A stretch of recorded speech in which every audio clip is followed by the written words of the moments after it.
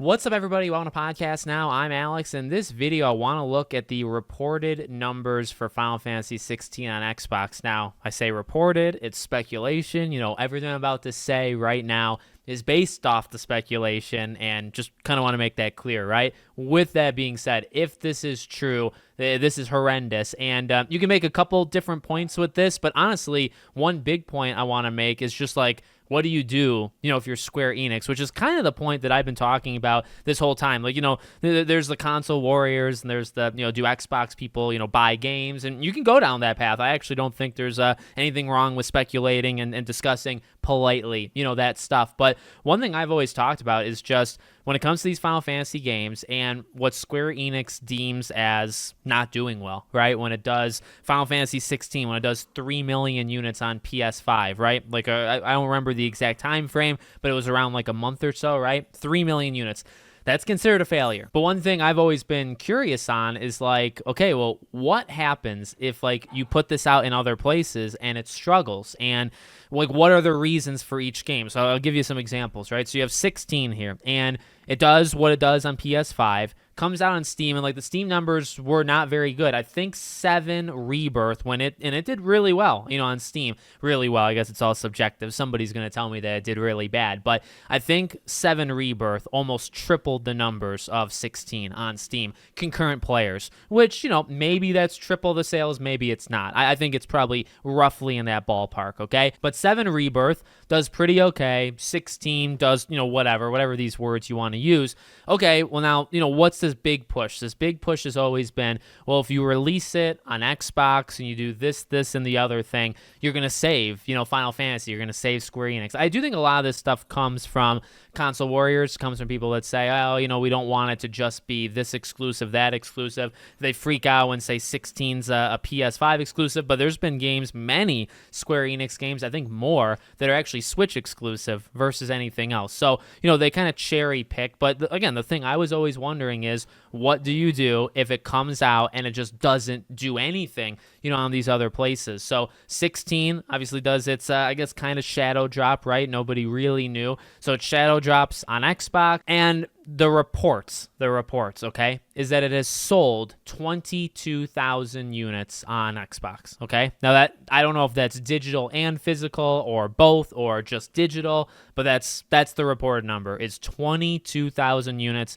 in 1 week on Xbox. So for those that thought, again, this is all speculation, okay? I don't know how many times I have to say it, but again, I'm sure one person is not going to hear it and whatever. But, if 3 million was bad, then what does 22,000 look like? And again, you can take it in any way you want. The way I want to take it is like, what do you do? What do you do if you're Square Enix in particular, right? Because this is what, as I just said over the last 5 minutes, this is what I've been worried about. Because, the thought is, if you put it out on everything, well, okay, if a game does 2 million on PS5, if you put it on Xbox and PC and Switch 2 at the same time, you're going to, however many systems I just said, you're going to do that exact same number multiplied by the amount of systems. And like, the answer is that's flat out just not how it works. And I guess, that does incorporate some of like, okay, well, it's not even necessarily like, do Xbox people buy Final Fantasy games? It's part of it, but it's also just like, well, what is the established player base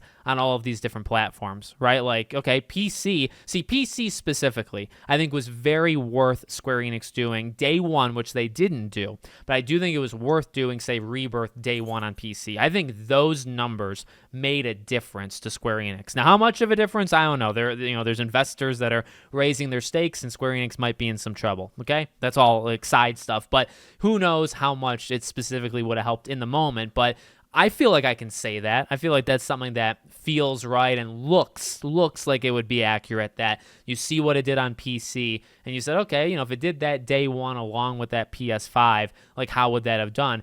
But I guess it's really just to address like other people that would say, okay, well, it's easy. You just take that number and you multiply it by everything else. There's no guarantee. There's no guarantee even say like the Switch is always kind of thought of as just like this bank, right? This you put Hogwarts Legacy on the Switch, you're going to get like 2-3 million sales like nothing. You don't even have to try. You don't have to do anything. People on Switch are just kind of their own pocket, and they're going to be there to support it. I think that can happen. That does happen, but I feel like it's the ecosystems. Like that's kind of the stigma with the Switch, and that's kind of actually accurate. Like, that does happen. But, you know, PC feels like a coin toss. Xbox feels like a massive coin toss of, you know, does putting on Xbox day one with PlayStation solve the issue? I think the answer is no. You could target Xbox all you want, but also, like, the way I'm thinking about it, okay, is like, I think you got to get your expectations in check starting now. You know, whatever, you can have whatever gripes you want with whatever fan base and what they do with their money or what they don't do.